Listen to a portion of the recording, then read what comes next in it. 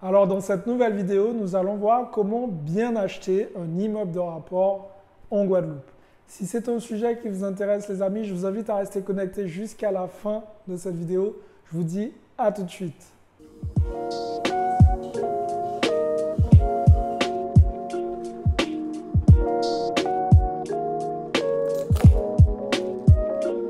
Salut à tous et bienvenue dans cette nouvelle vidéo. Je suis Xavier Prétérit, je suis l'auteur du livre KV Parking. Je suis aussi l'auteur du livre Devenir libre financièrement grâce aux immeubles de rapport. Avant de commencer cette vidéo, les amis, je vous invite à cliquer dans la description. Dans la description, je vous ai laissé un formulaire qui me permettra tout simplement de savoir où vous avez des blocages. Par la suite, je vous recontacte, je vous fais un petit bilan personnalisé. L'objectif, c'est de vous aider à passer au niveau supérieur. D'autre part, si vous souhaitez faire une session coaching personnalisée avec moi en privé, tout ça, c'est dans la description. Il vous suffit de cliquer sur ce fameux formulaire et par la suite, je vais vous recontacter. Encore une fois, les amis, afin d'aider un maximum de personnes et surtout pour m'aider à promouvoir toutes les vidéos que je fais au quotidien pour vous, je vous invite à me mettre un gros like et à partager la vidéo. Maintenant, c'est parti. Alors, comment bien acheter un immeuble de rapport en Guadeloupe? J'ai envie de vous dire que les règles sont sensiblement les mêmes, que ce soit en Guadeloupe, en France ou ailleurs.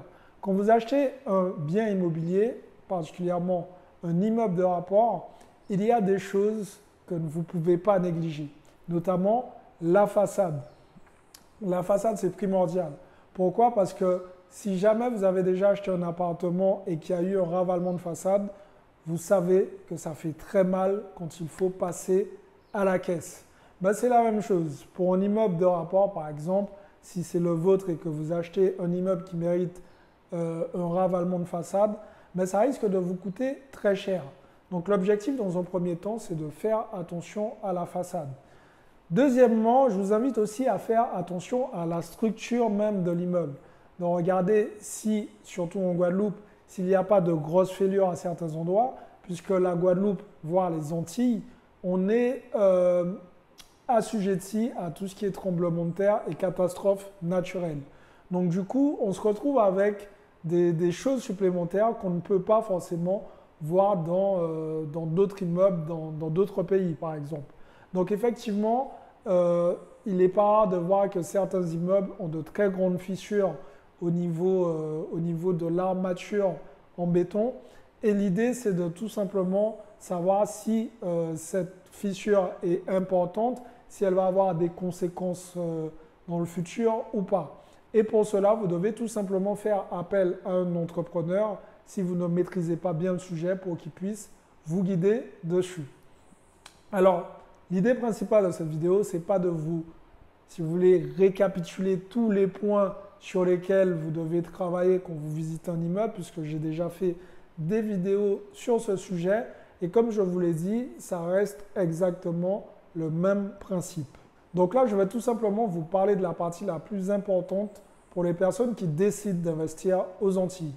Alors, premièrement, vous devez regarder les toitures quand vous achetez un immeuble. Alors, pourquoi je parle de la toiture? Même si c'est exactement le même procédé qu'on va mettre en place quand on achète un immeuble dans un autre pays, que ce soit la France ou ailleurs, certaines toitures en Guadeloupe, par exemple, sont des toitures plates. L'idée, c'est de regarder si vous n'avez pas des infiltrations au niveau des plafonds.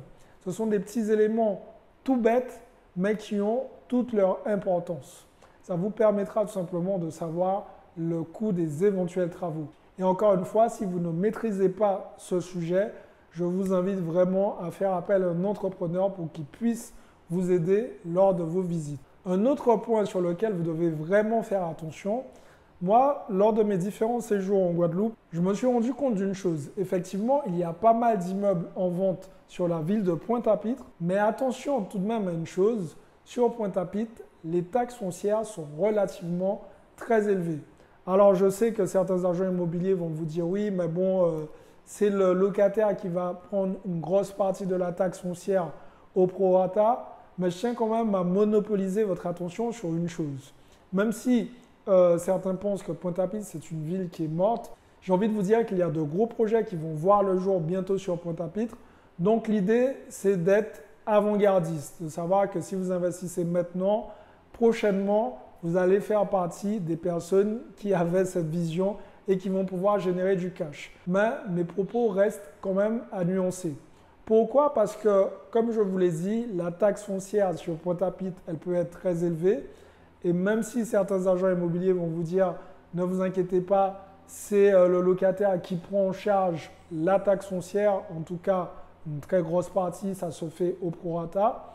N'oubliez pas une chose, c'est que si vous n'avez pas de locataire et que vous avez une vacance locative, la taxe foncière est clairement pour vous.